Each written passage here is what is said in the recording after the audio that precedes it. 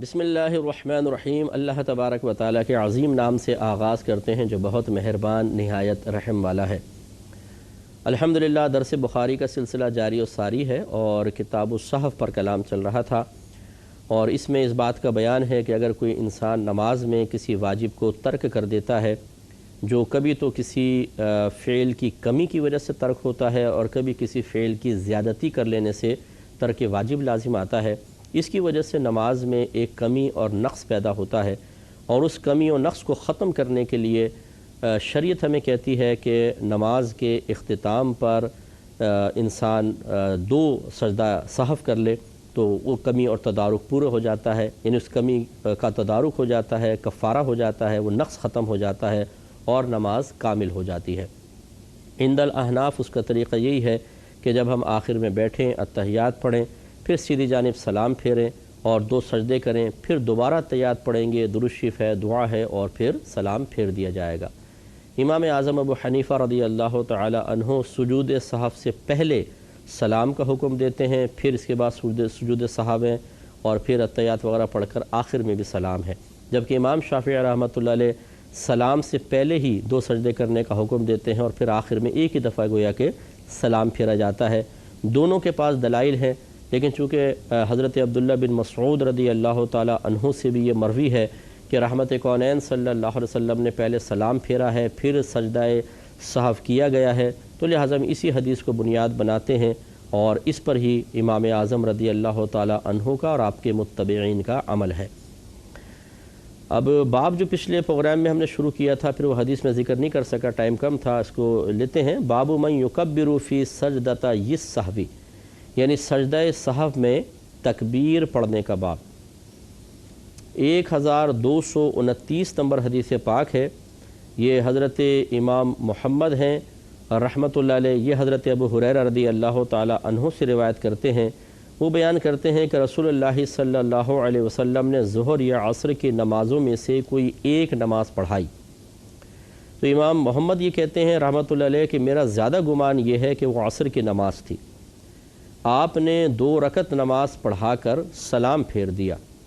پھر آپ لکڑی کے ایک ستون کی طرف کھڑے ہو گئے جو مسجد کے اگلے حصے میں تھا، آپ نے اس پر اپنا دست اقدس رکھ دیا،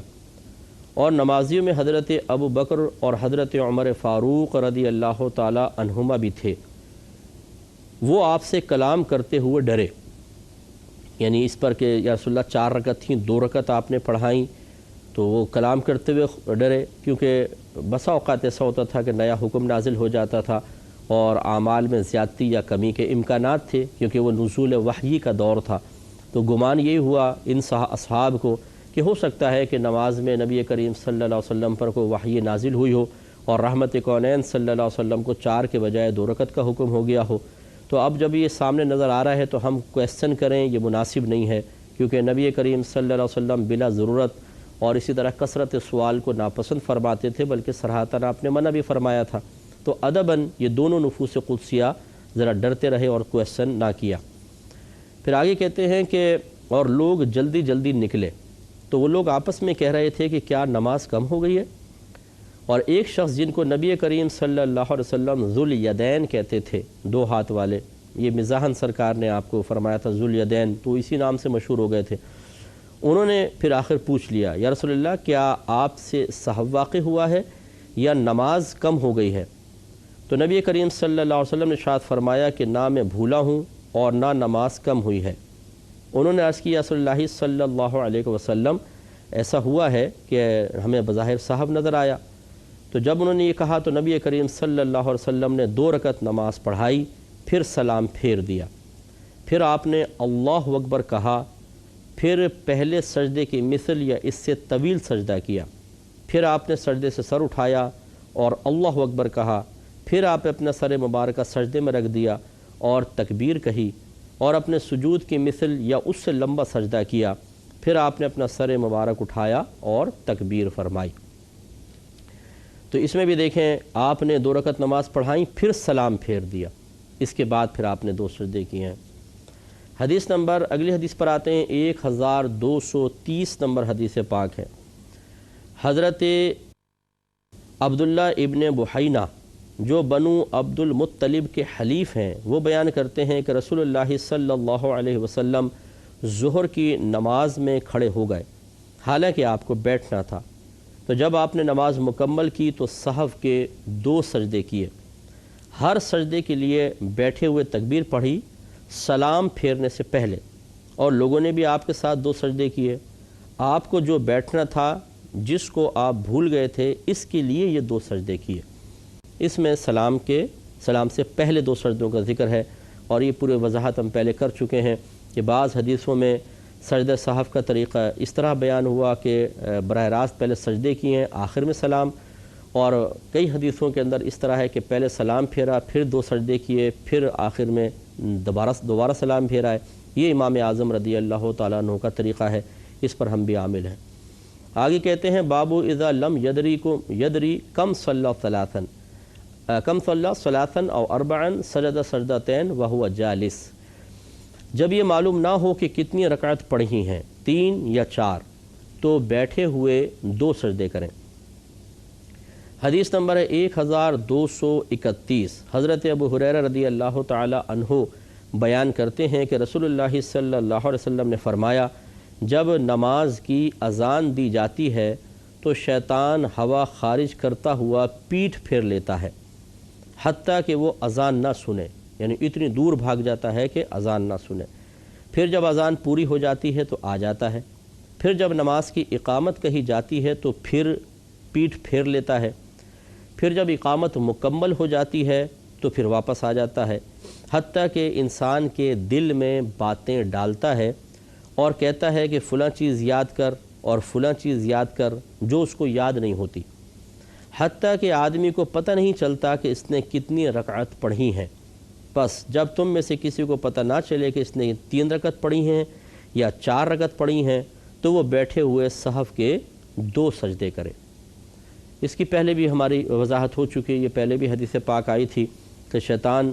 جب اذان دی جاتی ہے تو اس ذکر سے اس کو بڑی تکلیف ہوتی ہے، کیونکہ اسی کے جواب میں دعوت قبول کرتے ہوئے انسان سجدہ کرتا ہے اور اپنے رب کو راضی کر لیتا ہے، جبکہ اس نے سجدے سے انکار کیا تو اس کی تمام تر ولایت بھی سلب ہوئی، اور جو اللہ کی بارگاہ میں اس نے ایک مقام حاصل کیا تھا، اس نافرمانی کی وجہ سے وہ مقام چھین لیا گیا اور قیامت تک کے لیے راندہ درگاہ کر دیا گیا، اور اب یہ پھر قیامت کے بعد ہمیشہ ہمیشہ جہنم میں جائے گا۔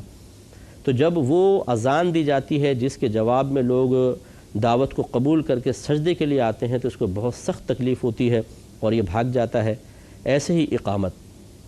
کہ وہ بھی جماعت کے لیے جب بالکل جماعت تیار ہوتی ہے تو پھر اقامت ہوتی ہے کہ جی اب جماعت کھڑی ہونے والی ہے، اس سے بھی اس کو تکلیف ہوتی ہے اور یہ بھاگتا ہے۔ اسی کے ضمن میں نے آپ کو عرض کیا تھا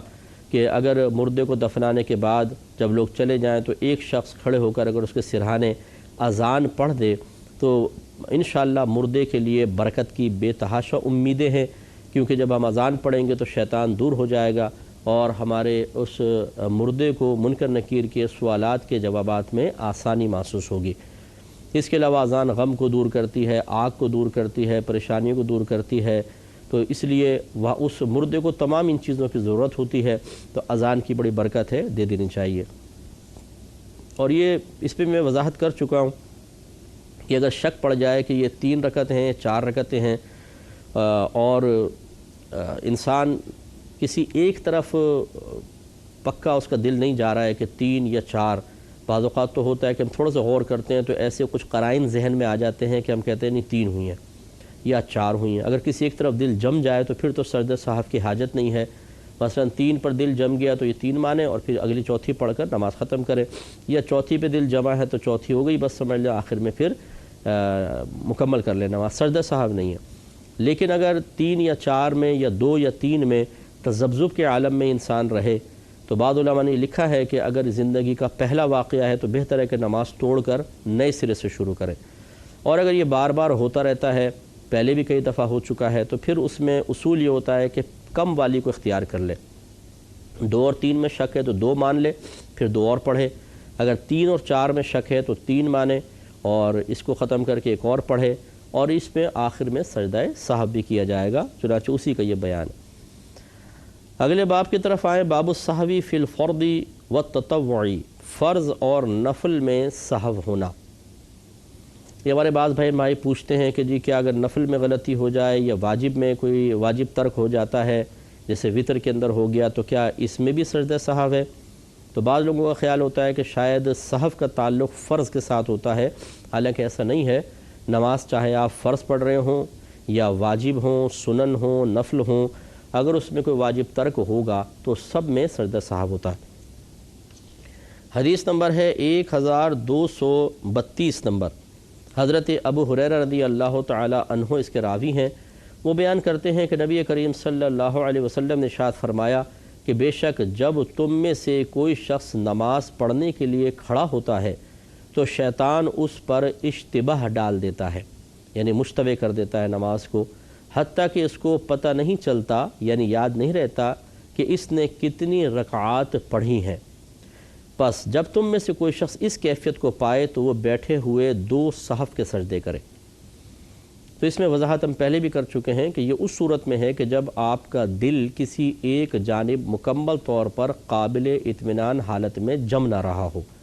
چنانچہ اگر آپ کا کسی ایسی بات کو ذہن میں آ گئی کہ آپ کو اندازہ ہو گیا کہ 3 ہی تھیں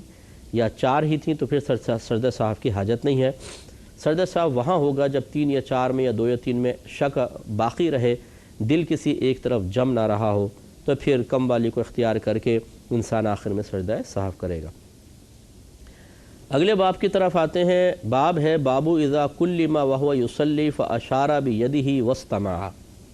یعنی جب کوئی شخص نماز پڑھ رہا تھا اور اس سے بات کی گئی تو اس نے ہاتھ سے اشارہ کیا اور بات سنی۔ حدیث نمبر ہے 1233، اور حضرت قریب رضی اللہ تعالی عنہ اس کو بیان کر رہے ہیں۔ یہ کہتے ہیں کہ حضرت ابن عباس، حضرت مسور بن مخرمہ اور حضرت عبد الرحمن بن ازہر رضی اللہ تعالی عنہم نے انہیں یعنی قریب کو حضرت عائشہ صدیقہ رضی اللہ تعالی عنہ کے پاس بھیجا،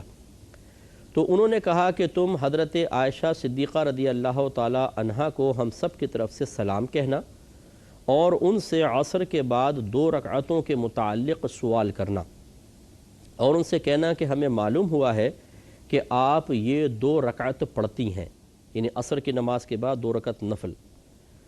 اور انہیں کہنا کہ ہم کو یہ حدیث پہنچی ہے کہ نبی کریم صلی اللہ علیہ وسلم ان 2 رکعتوں سے منع فرماتے تھے۔ اور حضرت ابن عباس رضی اللہ تعالی عنہ نے کہا کہ میں حضرت عمر بن خطاب رضی اللہ تعالی عنہ کے ساتھ مل کر لوگوں کو ان 2 رکعتوں کے پڑھنے پر سختی سے روکتا تھا، یعنی اگر وہ پڑھ رہا ہوتا تو ہم سختی سے منع کرتے تھے۔ قریب کہتے ہیں کہ میں حضرت عائشہ صدیقہ رضی اللہ تعالی عنہ کے پاس گیا اور جو پیغام دے کر ان اصحاب نے مجھے بھیجا تھا، میں نے سیدہ عائشہ صدیقہ رضی اللہ تعالی عنہ کو وہ پیغام سنایا۔ سیدہ عائشہ صدیقہ رضی اللہ تعالی عنہ نے فرمایا کہ تم حضرت ام سلمہ سے پوچھو۔ میں نے ان حضرات کے پاس جا کر حضرت عائشہ صدیقہ رضی اللہ تعالی عنہ کے جواب کی خبر دی کہ انہوں نے تو جواب نہیں دیا، بلکہ وہ تو کہتی ہیں کہ ام سلمہ رضی اللہ تعالی عنہ سے پوچھو۔ تو ان اصحاب نے مجھے حضرت ام سلمہ رضی اللہ تعالی عنہ کے پاس وہی پیغام دے کر بھیجا جو پیغام دے کر حضرت عائشہ صدیقہ رضی اللہ تعالی عنہ کے پاس بھیجا تھا۔ پس حضرت ام سلمہ رضی اللہ تعالی عنہ نے فرمایا کہ میں نے نبی کریم صلی اللہ علیہ وسلم کو ان 2 رکعت کے پڑھنے سے منع کرتے ہوئے سنا ہے۔ پھر میں نے دیکھا کہ جب آپ عصر کی نماز پڑھتے تھے تو یہ 2 رکعت بھی پڑھتے تھے۔ پھر آپ میرے پاس اس وقت آئے جب میرے پاس انصار میں سے بنی حرام کی خواتین بیٹھی تھیں، قبیلہ تھا۔ میں نے آپ کے پاس ایک باندی بھیجی، میں نے اس سے کہا کہ تم آپ کے پہلو میں کھڑی ہو جانا اور آپ سے کہنا کہ یا رسول اللہ صلی اللہ علیہ وسلم، ام سلمہ آپ سے یہ عرض کرتی ہیں کہ میں نے آپ سے سنا ہے کہ آپ ان 2 رکعت کے پڑھنے سے منع فرماتے ہیں، حالانکہ میں نے آپ کو یہ 2 رکعت پڑھتے ہوئے دیکھا ہے۔ اب دیکھیے ذرا، ان 3 اصحاب نے قریب کو بھیجا کہ سیدہ عائشہ پڑھتی ہیں، ان سے پوچھیں۔ سیدہ عائشہ نے کہا ام سلمہ کے پاس جائیں، ان سے پوچھا۔ اب ام سلمہ یہی بیان فرما رہی ہیں کہ آپ نے مجھ سے پوچھا ہے کہ میں پڑھتی ہوں، یہی سوال میں نے نبی کریم صلی اللہ علیہ وسلم سے کیا تھا۔ تو ام سلمہ یہ کہتے ہیں یا رسول اللہ، یوں کہنا کہ ام سلمہ آپ سے عرض کرتی ہیں کہ میں نے آپ سے سنا ہے کہ آپ ان 2 رکعت کے پڑھنے سے منع فرماتے ہیں، حالانکہ میں نے آپ کو یہ 2 رکعت پڑھتے ہوئے دیکھا ہے۔ بس اگر آپ اپنے ہاتھ سے اشارہ کریں تو تم پیچھے ہٹ جانا۔ بس اس باندی نے ایسا ہی کیا تو نبی کریم صلی اللہ علیہ وسلم نے اپنے ہاتھ سے اشارہ کیا تو وہ باندی پیچھے ہٹ گئی۔ پھر جب آپ نماز سے فارغ ہو گئے تو آپ نے فرمایا کہ اے ابو امیہ کی بیٹی، تم نے عصر کے بعد کی 2 رکعت کے متعلق سوال کیا ہے، اس کی وجہ یہ ہے کہ میرے پاس عبد القیس کا وفد آیا تھا، انہوں نے مجھے ظہر کے بعد 2 رکعت پڑھنے سے مشغول رکھا، سو یہ وہ 2 رکعت ہیں۔ تو خلاصہ کلام یہ ہے کہ اب اس میں 10 مسائل حضرت علامہ بدر الدین عینی صاحب رحمۃ اللہ علیہ نے نکالے ہیں، وہ انشاءاللہ میں عرض کرتا ہوں تاکہ ان پہ ہم تبصرہ کر لیں گے۔ بس خلاصہ کلام یہ ہے کہ نبی کریم صلی اللہ علیہ وسلم نے عصر کی نماز کے بعد نفل پڑھنے سے منع فرمایا۔ یہ رحمت کونین صلی اللہ علیہ وسلم کی زندگی کا خاص واقعہ تھا کہ آپ کو ملاحظہ کیا گیا کہ آپ عصر کے بعد پڑھ رہے ہیں، اس کی سرکار نے خود ہی وضاحت فرما دی کہ یہ میری 2 رکعت پہلے کی نکل گئی تھی تو میں بعد میں پڑھ رہا تھا، گویا کہ اس کی ممانعتی موجود ہے۔ اب اس سے کیا نتائج نکلتے ہیں وہ انشاءاللہ ہم علامہ بدر الدین عینی صاحب رحمۃ اللہ علیہ کی شرح کی روشنی میں نیکسٹ پروگرام میں ذکر کریں گے۔ وآخر دعوانا ان الحمدللہ رب العالمین۔